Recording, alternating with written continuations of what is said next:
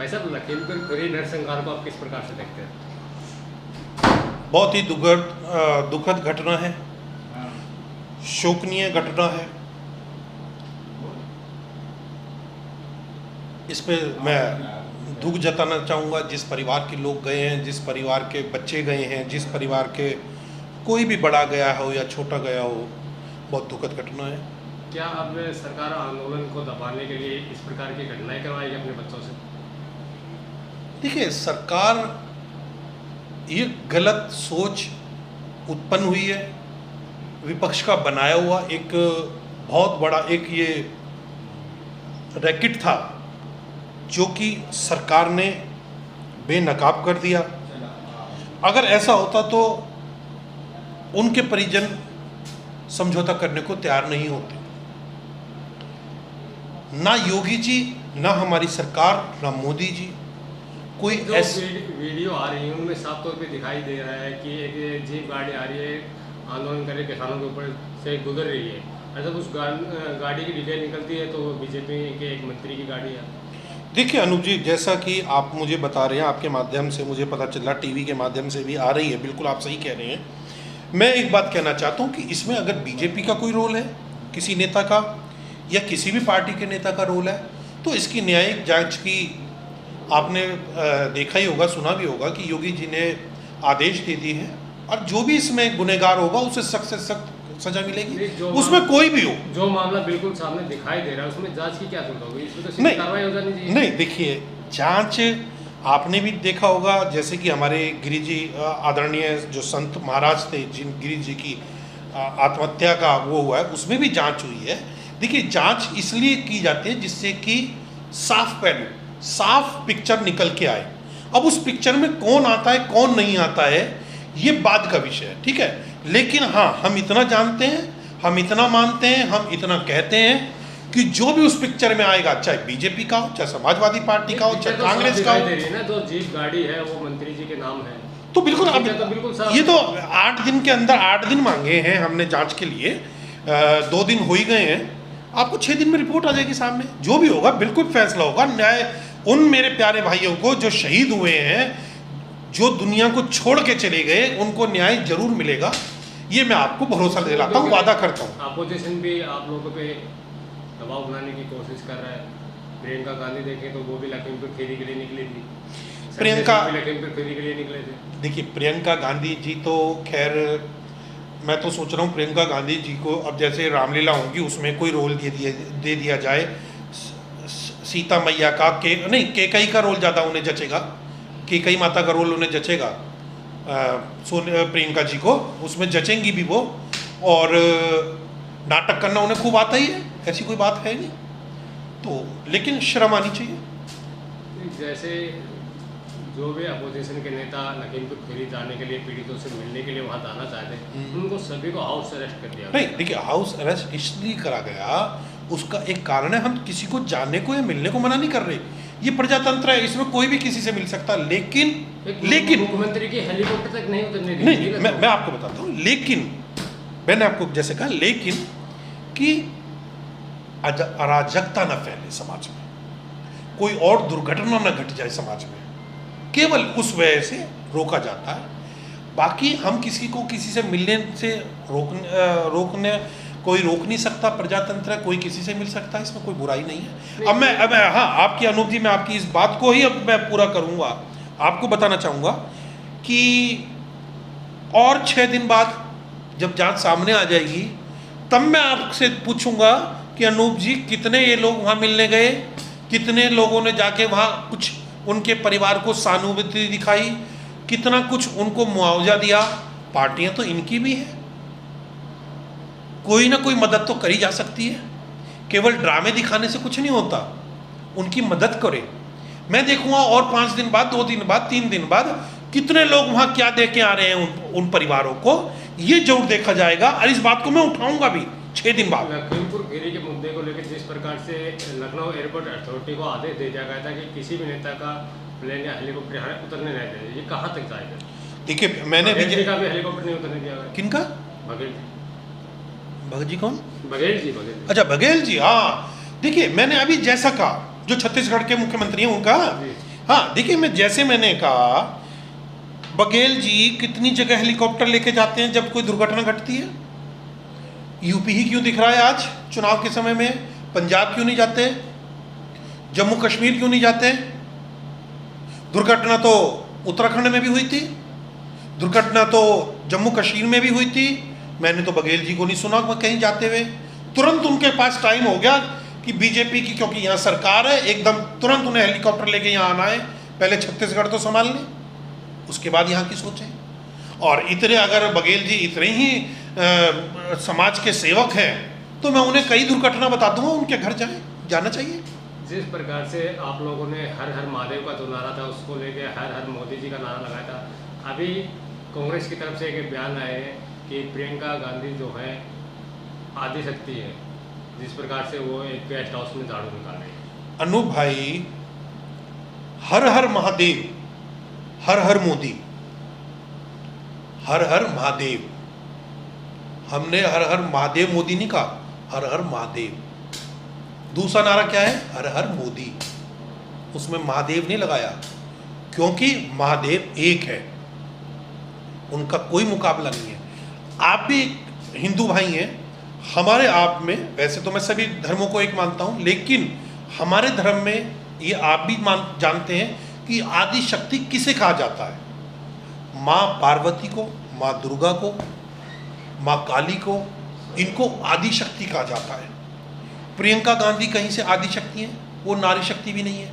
आदि शक्ति तो कोई सोच ही नहीं सकता, चापलूसी की परिकाष्ठा है। आपने कहा नारी शक्ति नहीं है, इसका क्या मतलब? आप एक काम बता दें उन्होंने जो नारियों के लिए करा हो, केवल ढोंग रचने के अलावा क्या आज तक प्रियंका गांधी ने क्या करा है? मुझे एक, आप कोई चीज मुझे बता दीजिए, सबूत दे दीजिए। हाथरस केस में भी उन्होंने बहुत, अरे अरे अरे, आपने बहुत अच्छा मुझे खुश कर दिया मुझे ये कह के, हाथरस में वो जो कांग्रेस का वो पकड़ा गया था, सारा तो भेद खुल गया था। अच्छा, मैं आपसे एक चीज पूछता हूं, फिर वहीं बात आ जाती है, उसके बाद कितनी बार प्रियंका गांधी उस परिवार के घर गई? उसके बाद तो मना नहीं करा हमने, तो आज तक गई उस परिवार के मदद के लिए, कभी कुछ करके आई है? आज तक कितने चक्का लगा दिए प्रियंका गांधी ने हाथरस के? चलो ठीक है, उस समय हमने जाने नहीं दिया, आज तो कोई जाने को मना नहीं कर रहा। मुझे आप इसका जवाब दीजिए, कितनी बार हाथरस गई? उस परिवार का हालचाल पूछने भी गई कि कैसे जी रहा है वो परिवार, क्या कहाँ रह रहा है? ये बेशर्म है। बात वहीं आती ना, आप कह रहे हैं कि प्रियंका गांधी को आदि शक्ति कहने से हिंदू धर्म का अपमान हुआ है। हिंदू धर्म का अपमान हुआ है, तो हिंदुओं की आस्था से खेलना भारी पड़ेगा। रात को 2 बजे किसी भी बच्ची का, देश की बच्ची का अंतिम संस्कार करना हिंदू धर्म के खिलाफ नहीं है, वो अपमान नहीं था।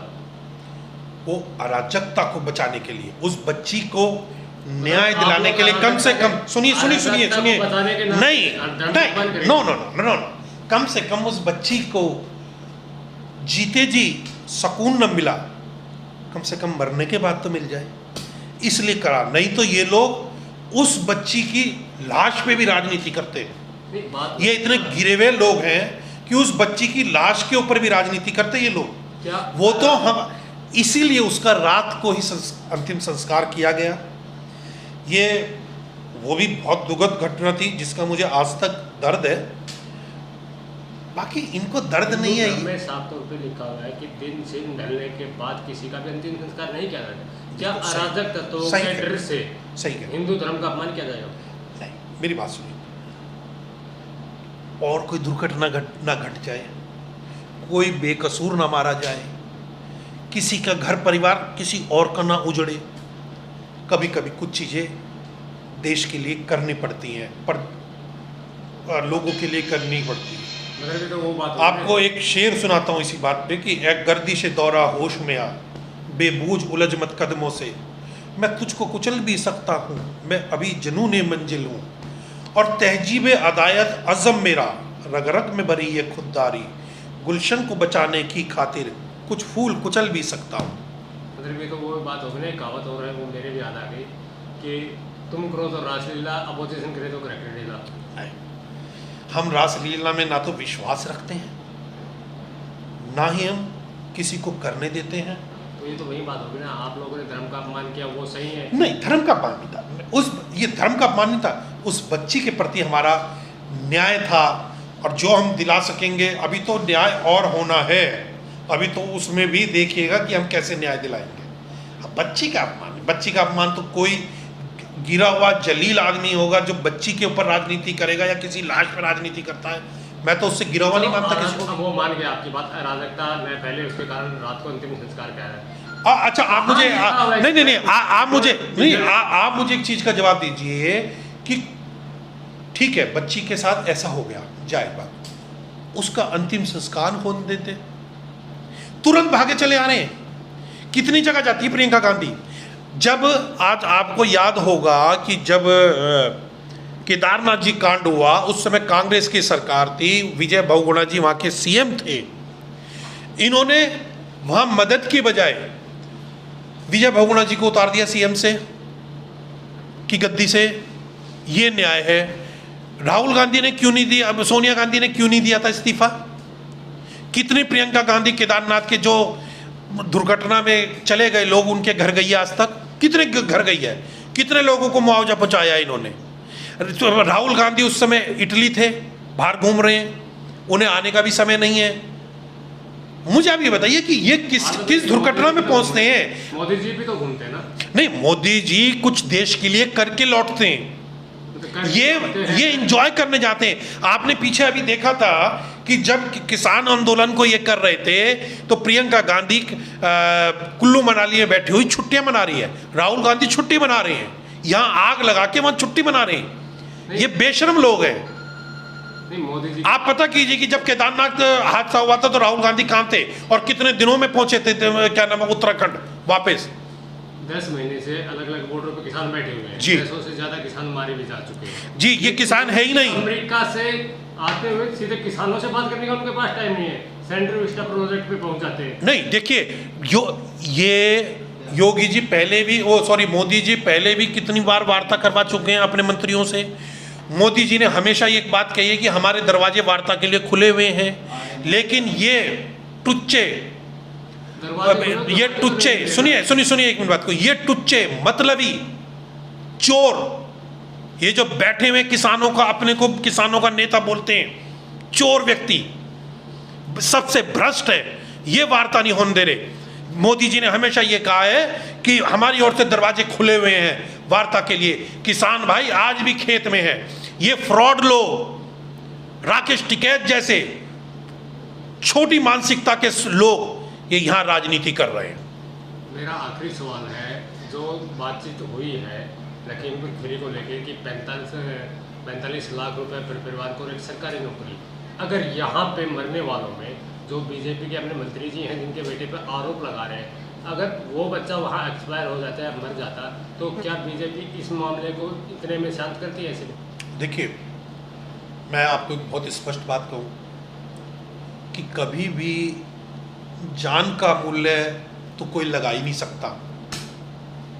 जान का मूल्य कोई नहीं है। ये तो सिर्फ एक तरीके से मदद हो जाती है उस परिवार की, उसको थोड़ा सा बेचारे को मदद की जरूरत होती है, उस समय मदद हो जाती है, नहीं तो जान का मूल्य तो कोई लगा ही नहीं सकता। कोई धरती पे है ही नहीं जो जान का मूल्य लगाते हैं। और अगर देखिए, अगर लड़का था, हाँ, अगर वो इन किसानों की जगह, या जो एक पत्रकार भी मारा गया वहाँ पे, उनकी जगह अगर वो बच्चा मारा जाता, तो क्या 45 लाख की डिमांड सरकार रखती कि 45 लाख रुपए ले लो, आप मामले को शांत कर दो? देखो मेरे प्यारे भाई, मैं ये तो जानता नहीं कि तब क्या होता क्या नहीं होता, लेकिन आज जो व्यक्ति, जो बेचारे हमारे पत्रकार भाई या जो भी जिनकी भी मृत्यु हुई है वहाँ पर, वो भी दयनीय है, दुखी, बहुत दुखद घटना है। और अगर उस बच्चे के साथ होता वो भी दुखद घटना होती। तो ऐसा हम सोचते ही नहीं है। मैं तो ये कहता हूँ कि भगवान किसी के साथ ऐसा होए ही ना। लेकिन हाँ, आपकी बात बिल्कुल जायज़ है कि किसी भी जान का कोई मूल्य नहीं होता, जान अनमोल होती है, उसकी भरपाई नहीं हो सकती, किसी भी तरीके से नहीं हो सकती। हाँ, बस मदद हो सकती है। और इतना आखिर में मैं आपसे इतना कहूँगा कि मैं माता रानी से, भगवान भोले बाबा से ये कहूँगा कि उन सब मेरे भाइयों को, आत्मा को शांति दे, उनके परिवार वालों को दुख सहने की शक्ति प्रदान करे। और मैं उन्हें हाथ जोड़ के सर झुका के शत शत नमन करता हूँ। क्या कहा जा सकता है।